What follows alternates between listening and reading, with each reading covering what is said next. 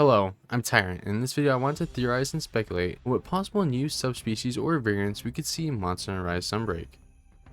We mostly see the bulk of these monsters in G or Master Rank expansions, and we also just had the March digital event for Sunbreak, which revealed a brand new subspecies for Bishaten, Blood Orange Bishaten, who now sports an awesome auburn color scheme while having the ability to breathe fire and create explosive pine cones with said breath.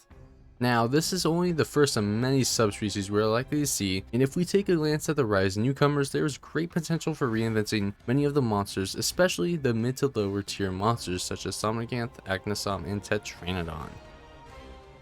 With that said though, I would like to quickly establish what both subspecies and variants are, as many, including myself, often confuse the two. Subspecies are simply the monster world's interpretation of monsters evolving and mutating, in which they typically appear visually different or even gain a new element or status ailment. Variants are essentially monsters that look more identical to their original counterpart, are more powerful and are more in tune with their abilities. With both subspecies and variants now defined, let's discuss what possible subspecies we could get based on Rise's roster. Aknosom is one of the first monsters you face in Rise, and although its movements and attacks are very elegant, it certainly isn't much of a threat to the player. I feel that it's one of the monsters in most need of a subspecies in order to bring it back to the spotlight. I think the most likely outcome if Aknosom were to receive a subspecies is an ice element based Aknosom.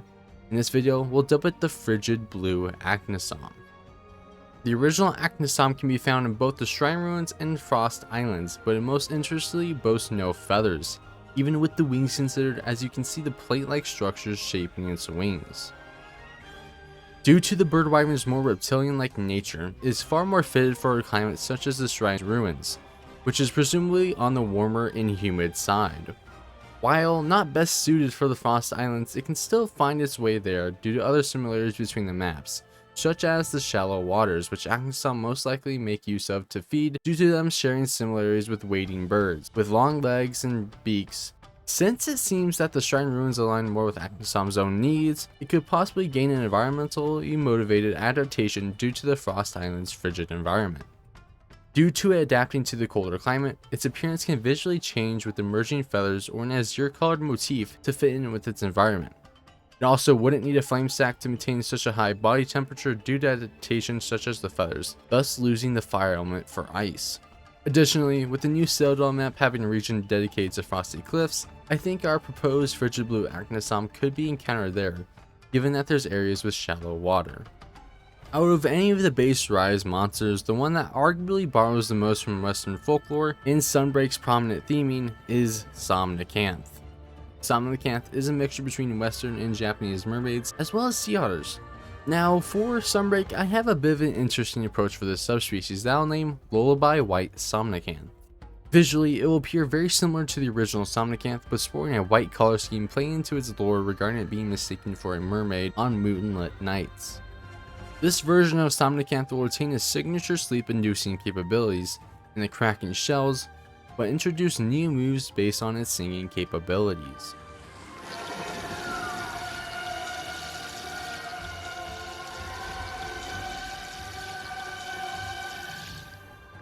With Somnacanth already having a plethora of ailments that can give to hunters, I figured we expand on this even further with the songs that it sings being capable of debuffing hunters' attack and defense stats, as well as potentially even immobilizing them for a period of time, which plays into the alluring side of Somnacanth in the mermaid origins. Also with Sunbreak, I'd like to see more monsters punish players if they do not use their wire bug sparingly. And to just make Somnacanth a bit more of a threatening monster, have it do its signature attack with the sleep powder, but use it more like a shield this time around as Somnacanth prepares to sing a debuffing lullaby.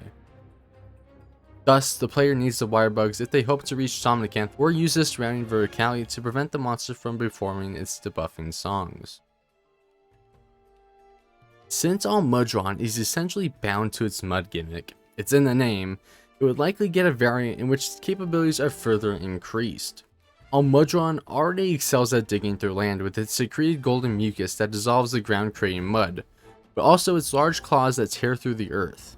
It also utilizes its whiskers to sense vibrations, and the longer the whiskers, the better it can sense vibrations. With Almudron being very attuned to the ground, we'll dub this new variant Seismic Almudron. Since Sunbreak seems to be expanding upon vertical movement to some degree, I think the proper evolution for Almudron would be having the ability to travel vertically through in between mountainside and cliff faces, besides it just traveling underground. This one probably isn't going to happen since it most likely requires to some degree a reworking of monster pathways, but I think it would be pretty neat to see Almudron launching out the side of a mountain raining mud on the player. Also, visually, Seismic Almudron would remain very similar, but its most notable difference would be of course the longer whiskers to help aid in its new seismic capabilities. If I do get my vertical wish, a new Almudron variant probably isn't going to be the only monster to make use of it. But regardless, I think Almudron is likely going to get a variant in Sunbreak, especially if we consider the swamp-like area within the Citadel map, and how one of its titles is literally Hermit of the Swamp. I mean, kinda have to make it happen, Capcom. Due to Goss Harag's signature ability to create ice blades, there is really only two possible options that make sense for it. A variant that enhances its ice powers that gives it a larger skill set without having more ice weapons, or a volcanic based subspecies that utilizes hardened magma for weapons. For this video, I'll be going down the volcanic subspecies route as that is far more interesting to delve into, and it's probably what we'll end up seeing if Goss Harag were to get any new rendition. I'll dub this Infernal Fang Beast Volcanic Black Goss Harag. Since Goss Harag is based off Oni in the Namahage specifically, we'll maintain the dual color theming with the new subspecies as well. When the good old icy Goss Harag that we know and love becomes enraged, it turns from blue to red due to its boiling blood, which allows it to maintain homeostasis as it uses its freezing powers. With Goss Harag now using lava to form its fire breath and weapons, it will change from its volcanic black colorations to a white shade by lowering the temperature of its blood to maintain homeostasis as it uses its blazing capabilities. Volcanic Black Goss Harag will of course feature a new arsenal of weapons alongside its standard sword, including a bulky axe head for devastating chops and a hammer for smashing anyone who tries to get in the Raging Beast's way. With this new version of Goss Harag being able to use molten lava to create its weapons, it can reheat the hardened rock, turn it into molten lava and use it as not only a projectile cannon like weapon that can burn players, but also allow it to quickly switch into a different weapon without discarding them. With Magnamalo being the flagship of base monster in Rise, if any monster were to receive a new subspecies or variant, it would be him. Due to Magnamalo having a unique status effect, if we forget about Apex Mizutsune, he's probably more likely to get a variant than a subspecies, with it becoming more in tune with its Hellfire capabilities. Thus, we'll name this deadly Sunbreak rendition Soulfire Magnamalo. Now, we know that its signature Hellfire is a type of gas that is generated due to Magnamalo's metabolism, and it is the waste product of its feeding. The built up gas then escapes through the small pores scattered throughout its body, and when it comes into contact with the surrounding air, it reacts and forms the violent Hellfire. When the gas is exposed to other gases in the air for a long period of time, it glows a more bright pinkish color. It must be dissipated through attack so that it maintains homeostasis, prevents any harmful explosions from occurring to itself. The Hellfire gas is also what gives Magnamalo the ability to launch itself into the air in its notable dive bomb attacks and turf wars. The idea behind Soulfire Magnamalo is that it has eaten so much off of monster rampages that the Hellfire's flames are always ignited, with it not only just changing color to the dangerous pink we know, but a vivid white, giving it the name Soulfire Magnamalo.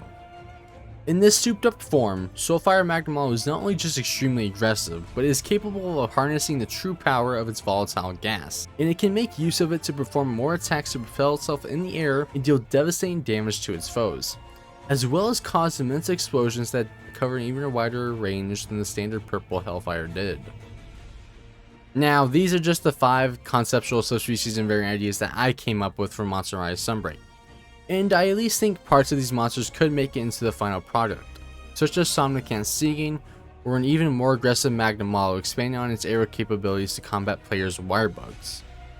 Let me know what you thought of any of my concepts down below in the comments. If you enjoyed the video, consider liking and subscribing for more Monster Rise Sunbreak content in the near future, as we closely approach 3 months to release date at the time of publishing this video. With that said, thanks for watching. I hope to see you all around. Take care and have a good one.